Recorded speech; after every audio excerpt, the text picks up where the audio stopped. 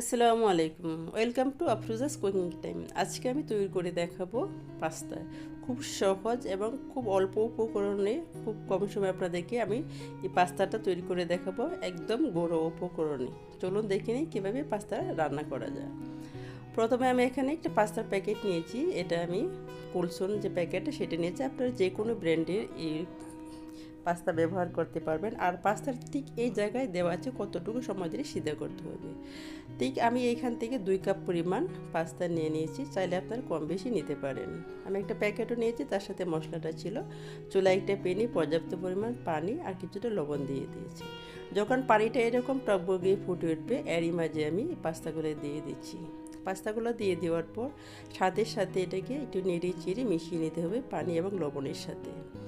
মিশিয়ে নেওয়ার পর আমি 5 মিনিটে সিদ্ধ করে নেওয়ার পর তারপরে আমি কিছু সবজি এখানে ব্যবহার করেছি। দেখতে পাচ্ছেন গাজর আছে, বরবটি আর মটরশুঁটি। যদি কারো ফ্রোজেন করা থাকে তাহলে এটা সিদ্ধ করে নিতে হবে না।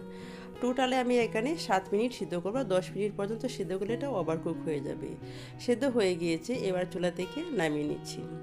চুলা থেকে নামিয়ে নেওয়ার পর একই প্যানে আবার তেল দিয়ে 2টো ডিম আমি এখানে ভেজে নিচ্ছি। একদম জুরজুরি করে ভেজে নিব, যেমন আমরা নুডলসে রান্না করার জন্য যেভাবে ঠিক সেরকম করে। চাইলে এখানে লবণে ব্যবহার করতে পারবেন, আমি লবণ ব্যবহার করিনি। ভাজা হয়ে গিয়েছে, চুলা থেকে ডিমটাকে নামিয়ে নিচ্ছি। চুলা থেকে ডিমটা নামিয়ে নেওয়ার পর একই প্যানে আবার কিছুটা তেল দিয়ে দিচ্ছি। তেল দিয়ে দেওয়ার পর এখানে আমি 1 টেবিল চামচের মতো রসুন কুচি দিয়েছি। রসুনটাকে হালকা একটু ভেজে নিব। যখন এরকম একটু ভাজা হয়ে যাবে, এরই মাঝে হাফ কাপ পরিমাণ পেঁয়াজ আর 1 টেবিল চামচ পরিমাণ কাঁচামরিচ দিয়ে দিচ্ছি। এবার সব কিছু একটু নেড়ে চেড়ে পেঁয়াজটাকে একটু সফট হয়ে আসার পর এখানে 1 চা চামচ লাল মরিচের গুঁড়া, হাফ চা চামচ জিরার গুঁড়া দিয়ে এখানে আমি মিডিয়াম আছে এটাকে নেড়ে চেড়ে মিশিয়ে নিচ্ছি এবং রান্না করে নিচ্ছি। যখন এটা মিশানো হয়ে যাবে, এরই মাঝে পাকা লাল টকটকে বড় সাইজ একটা টমেটো একদম ছোটো ছোটো স্লাইস করে কেটে নিয়েছি। আবারও নেড়ে চেড়ে মিশিয়ে নিয়ে হাফ কাপ পরিমাণ পানি দিয়েছি সিদ্ধ হওয়ার জন্য। আর এটাকে লবণ দিইনি আমি এখনও। আর যতটুকু লবণের প্রয়োজন টমেটোটার জন্য ততটুকু লবণ আমি দিয়ে দিচ্ছি। নেড়ে চিড়ে মিশিয়ে নেওয়ার পর তারপরে ঢাকনা দিয়ে রেখে দেবো সিদ্ধ হওয়ার জন্য।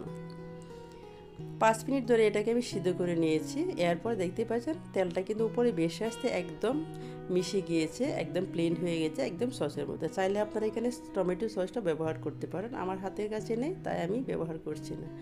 এরপর আমি আগে থেকে যে পাস্তা এবং সবজি দিয়েছিলাম সেটা দিয়ে দিয়েছি। দিয়ে নেড়ে চেড়ে ভালোভাবে মিশিয়ে নেব।